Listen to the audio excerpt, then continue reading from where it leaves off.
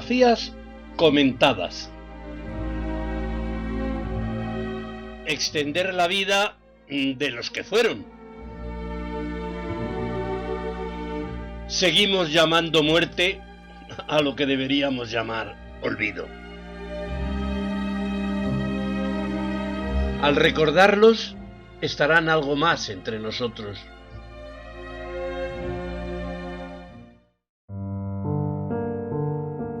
Beatriz Galindo.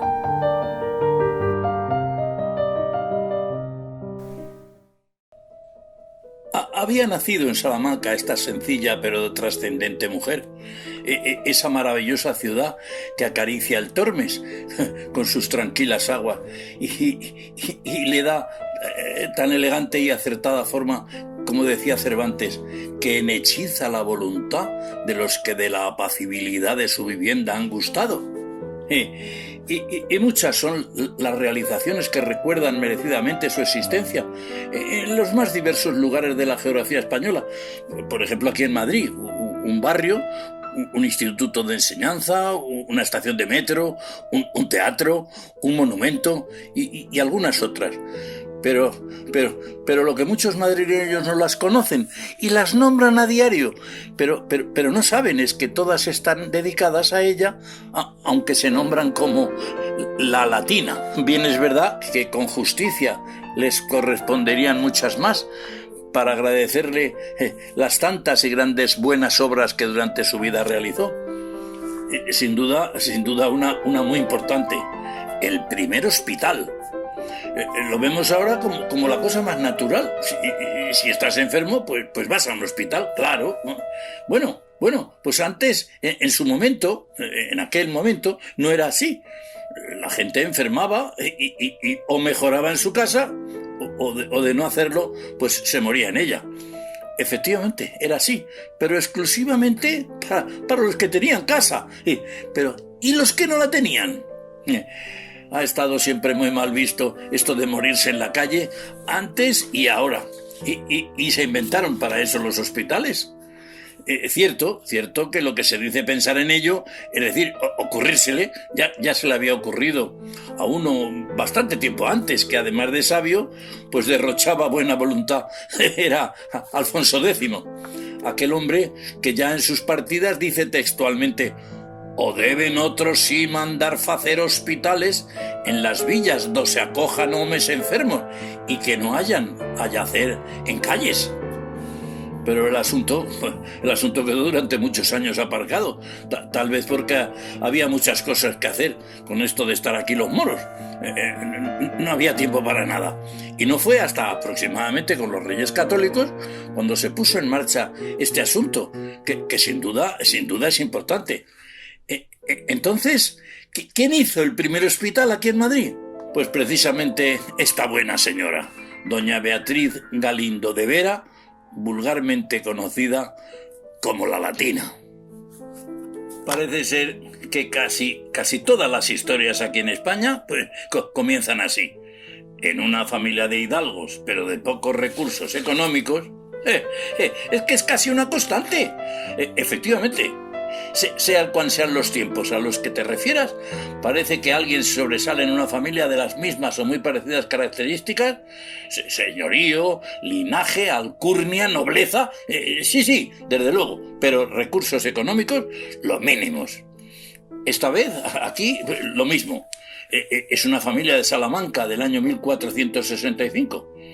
Muchos hermanos, ella pues la última, y las arcas familiares que no dan para más. ¿Qué le vamos a hacer?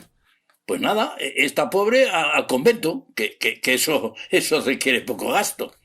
Bueno, vale, pero que al menos estudie algo de latín.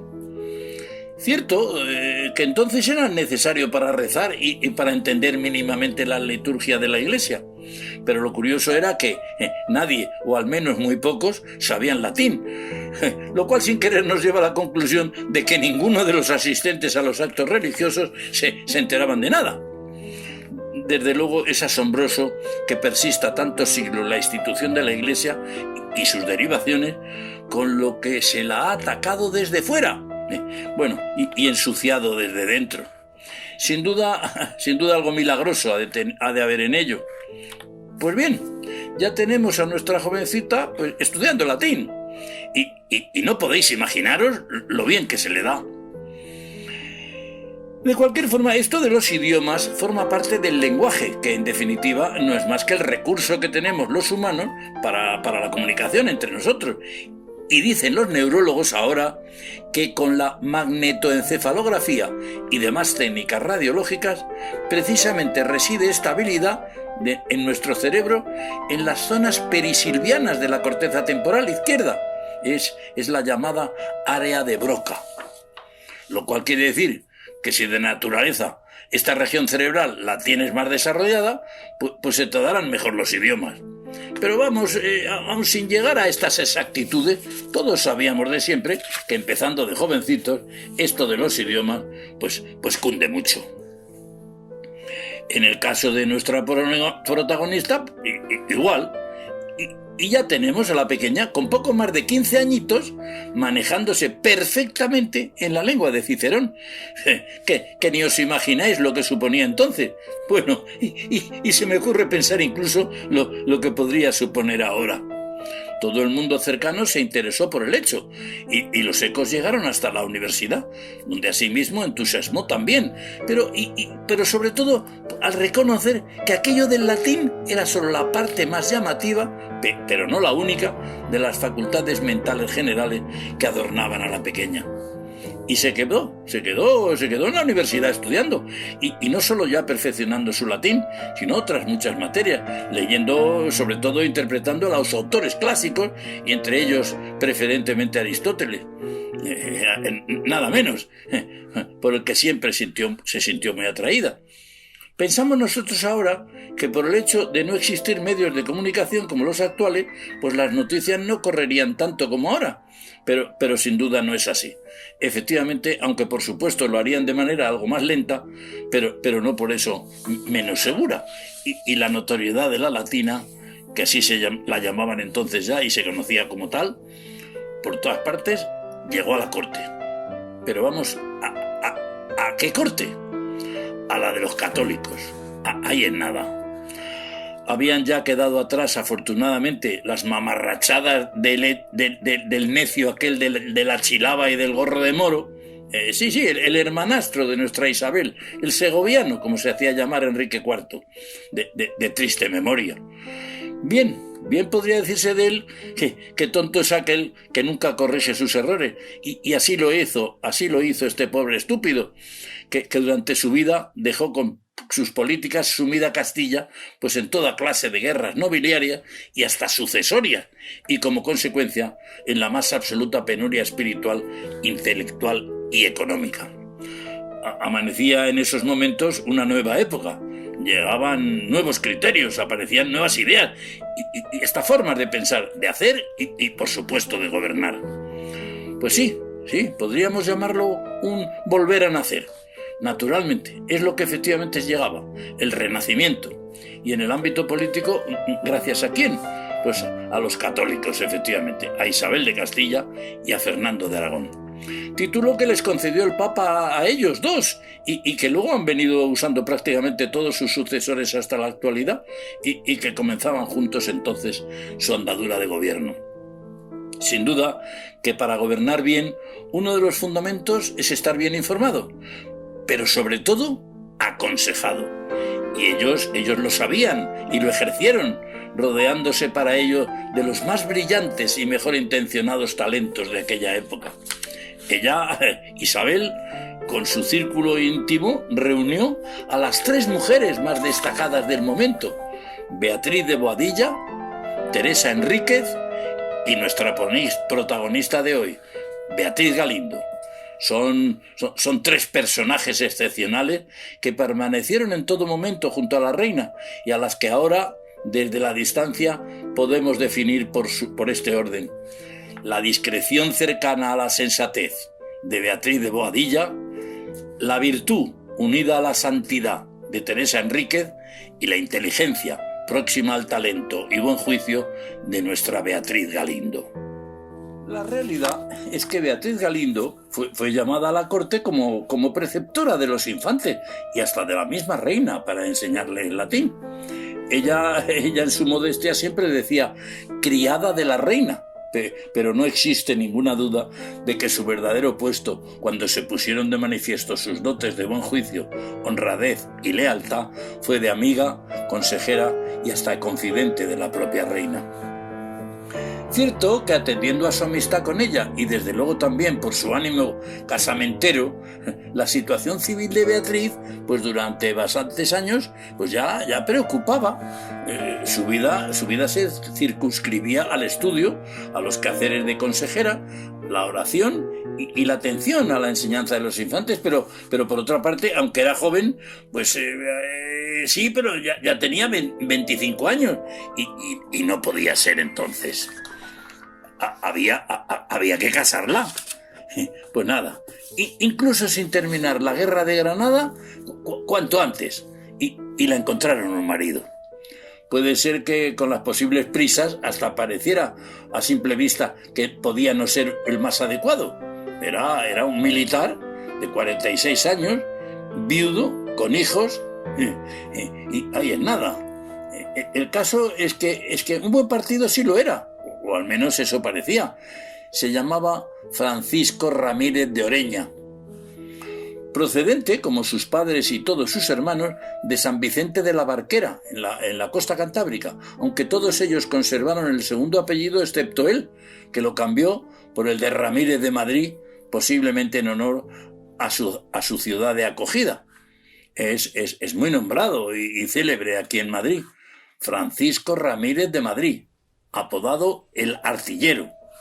Su figura es muy conocida, tiene hasta una calle con su nombre. Había realizado pues una muy buena carrera en el arma de artillería ya anteriormente y luego junto a los católicos en las guerras anteriores y en la guerra de Granada. Y sus triunfos habían sido espectaculares y había sido recompensado por ellos pues con largueza, siendo poseedor, gracias a eso, de una importante hacienda en forma de propiedades en Jaén, en Granada, pero sobre todo en Madrid. Pues sí, efectivamente, parecía un buen partido y parece ser que también una buena persona. Cierto que hasta podemos decir que era un hombre pues muy acaudalado. Había ido adquiriendo durante su anterior matrimonio con sus considerables emolumentos, pues junto con los de su anterior esposa, que los poseía por pertenecer a una poderosa familia, pues tierras, sobre todo huertas en los alrededores de Madrid. Ya podéis imaginar que lo que entonces eran alrededores, pues en muy poco tiempo se convirtieron en solares edificables, ya no lejos, sino en el centro de la capital, que aunque no lo era, y desde luego pues no crecía de la manera tan significativa como tiempo después, pero de manera mucho más gradual, pues se agrandaba. En mayor o menor medida, parece que siempre el asunto inmobiliario en las capitales ha deparado en cualquier época pues grandes beneficios. Para dar idea de la cuantía de los bienes, eran suyas todas las huertas en las dos orillas de lo que se denominaba entonces Arroyo de Atocha, hasta el Manzanares. Grandes extensiones de huerta en lo que ahora es el barrio de Santa Cruz, la calle Toledo, hasta la Plaza Mayor y muchas otras. No se puede dudar, por tanto, de que fuera un matrimonio por ambas partes escaso de caudales. Y además es que la reina había ofrecido a la contrayente 400.000 maravedíes en concepto de dote. No conozco cuál sería entonces el concepto de esa dote. Y a su vez el contrayente le entregó a sí mismo como arras a la novia el diezmo de sus posesiones y 50.000 maravedíes. Pero ojo, que aquí conozco el concepto, se puede leer y tiene mucha guasa. En la letra pequeña parece ser que esto de las arras de entonces, no conozco si las de ahora también se ofrecía, ojo, como pago de su crianza, linaje y virginidad. Toma, no hace falta decir que los grandes perjudicados, como se presuponía, habían de ser los hijos de su primer matrimonio, aunque no fue así. La generosidad de la latina posterior al fallecimiento de su marido fue absolutamente ejemplar. Cierto que aquella etapa de feliz reunión y cariñosa serenidad que supuso el matrimonio con el artillero no fue un periodo muy largo, fueron unos 10 años aproximadamente, y en él nacieron 2 hijos, Fernando, el mayor, que fue apadrinado por el mismo rey católico, y Nuflo. Pero, como es normal, pues nunca se corresponde la felicidad con los bienes terrenales, y aquí que la primera desgracia consistió en la muerte del marido, que en una lamentable acción de guerra, ocurrida en Sierra Bermeja, donde se encontraban Francisco Ramírez de Madrid mandando con su artillería en ayuda de las tropas del capitán a sofocar una insurrección de los moriscos. Fue una desafortunada acción en la que por un error táctico se dejó sin protección y a merced de los insurrectos una posición en la que se encontraban varios altos oficiales y fueron prácticamente masacrados por una multitud de amotinados. Junto a Francisco Ramírez de Madrid también pereció otro importante personaje del momento, Alonso Fernández de Aguilar, precisamente, el hermano del gran capitán.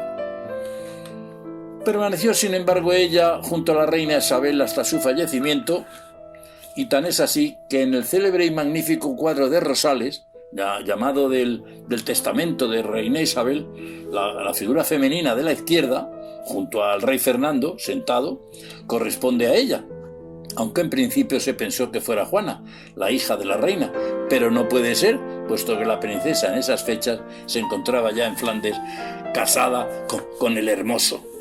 Incluso después de la desaparición de Isabel, permaneció algún tiempo en la corte. Hasta conocemos que el propio rey Fernando confiaba muchos asuntos delicados a su prudente juicio político durante su regencia.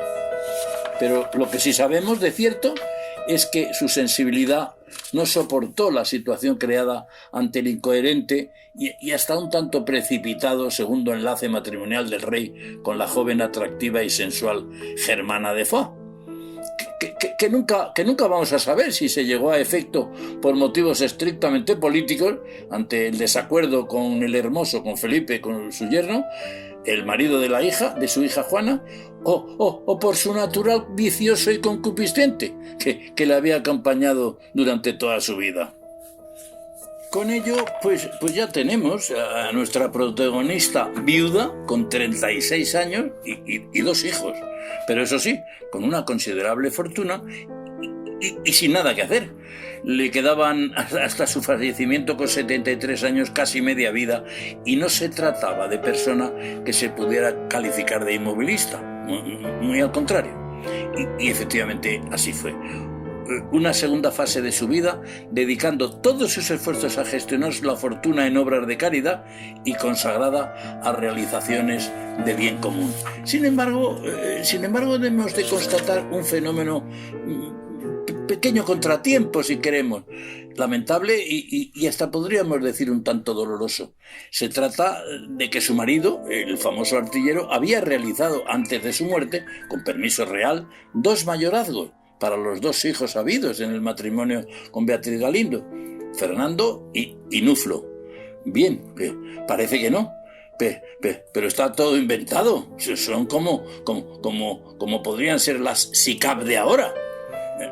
Pero resultaba que existían bastante desproporción entre los 2 mayorazgos, claro está, dada la inmensa rentabilidad de las propiedades urbanas que correspondían a Fernando ante las rústicas que correspondían a Nuflo. Aparte de que las conductas de los 2 eran también absolutamente diferentes. Fernando, un despilfarrador, de conducta anárquica, insubordinado y de costumbres desordenadas. Y he aquí que la madre pone en marcha un proceso jurídico difícil, costoso y lento, pero lleva a feliz término la situación de equilibrio deseada. Aunque bien es verdad que ya sobrevivió a sus 2 hijos, hemos de entender que fuera doloroso, triste y hasta desagradable. Queda por fin de reseñar que, aunque ya retirada por completo de la corte, parece ser que su prestigio de buena consejera, hábil negociadora y gestora de asuntos de Estado llevaron al emperador Carlos, algunos años después, a requerirla para hacerse cargo como alcaldesa de la fortaleza del Pardo, y a lo que parece, según define uno de sus mejores biógrafos, Llanos y Torriglia, no exclusivamente como mera designación honorífica, sino desempeñando su cargo con participación en los asuntos encomendados y hasta en la creación de una magnífica biblioteca. En cuanto a ese célebre hospital al que nos referíamos al principio, efectivamente, fue en estos años los de su construcción y el comienzo de su funcionamiento, en terrenos de su propiedad y sufragado absolutamente todos los gastos por su parte. El hospital, que se llamaba de la Concepción de Nuestra Señora, estaba situado en la calle Toledo, esquina con la Plaza de la Cebada, en nuestro Madrid, y comenzó su funcionamiento en el año 1500. Edificio que desapareció alrededor de 1900, con casi 400 años de funcionamiento, en el que falleció ella misma y tantísimos otros. Se conserva actualmente su fachada. Es una verdadera preciosidad, que la podemos encontrar en la ciudad universitaria actualmente, cercana a la Escuela Técnica Superior de Arquitectura, y que desde 1984 está declarada como monumento histórico. En ella podemos observar, como es natural, pues, los escudos del matrimonio, los Ramírez por un lado y los Galindo por otro, y en el centro el abrazo de San Joaquín y Santa Ana, que figuran ser, según la tradición franciscana, a lo que se vincula la Concepción Inmaculada de María. Y por ello que aparezca bajo sus figuras la silueta del cordón usado por el hábito franciscano y también un personaje así a su lado. Por otra parte, también podemos contemplar por debajo pues, un motivo ornamental de tipo árabe, ya que la obra la realizó un maestro mozárabe llamado Hazán. A ella, y en esta época, se debe la fundación también de dos conventos, denominados ambos de la Concepción, uno para la orden franciscana y otro para las jerónimas. Desde luego, sí, son bastantes los recuerdos que conserva Madrid con el nombre de la Latina, pero es llamativo que pocos relacionan el sobrenombre con el de la propia Beatriz Galindo, que da la edificación de los conventos, y también en el Museo de San Isidro, que es conocido ahora como Museo de los Orígenes, en la Plaza de San Andrés, dos cenotafios encargados por ella, uno para sí misma y otro para su marido, realizados en alabastro por el cantero Hernán de Albiz, en estilo plateresco, que son una auténtica maravilla. En la Puerta del Ángel, en la confluencia con el Paseo de Extremadura, existe desde el año 1999 un sencillo pero elegante monumento a su persona, consistente en que sobre un basamento de piedra la figura a tamaño natural de su persona, realizada en bronce por el escultor José Luis Parés y Parra, que por cierto la representa con dignidad y equilibrio ante un atril en el que hay unos libros. Es un grupo escultórico de gran belleza y prestancia, que nos la presenta sentada con joyas y vestida como en su época, mirando los libros con sensación de serenidad, aplomo y respetabilidad. El ayuntamiento asimismo dio en su memoria, y con su sobrenombre de La Latina, a uno de los distritos más característicos de la capital, precisamente en el que ella siempre vivió. Existen también un teatro y un instituto femenino de segunda enseñanza en la calle Goya con su nombre. Y por último, y en esto el ayuntamiento no ha sido muy espléndido, tiene en su referencia una calle, aunque no es muy sobresaliente, pero está en un sitio muy representativo, cercana a las de Bailén y Segovia, y próxima al Palacio Real. Pero sin duda Madrid ha de agradecer por encima de cualquier otra actividad a esta mujer el hecho de que en la última fase de su existencia invirtió desinteresadamente la mayoría de sus rentas en fundaciones religiosas y sociales, pero sin olvidar el componente cultural. Intento que en todas las mujeres de la época supiesen al menos leer y escribir. Como siempre, en mi alocado propósito de rememorar y actualizar las vidas y circunstancias de diversos personajes de nuestra historia, a esta gran persona, lo que se me ocurre en su honor es algo tan simple como evocar para vosotros aquello tan bonito que expresó nada menos que el fénix de los ingenios, Lope de Vega, y que decía: y santa en lo difícil de la corte, mas ¿qué no hará quien tiene a Dios por norte?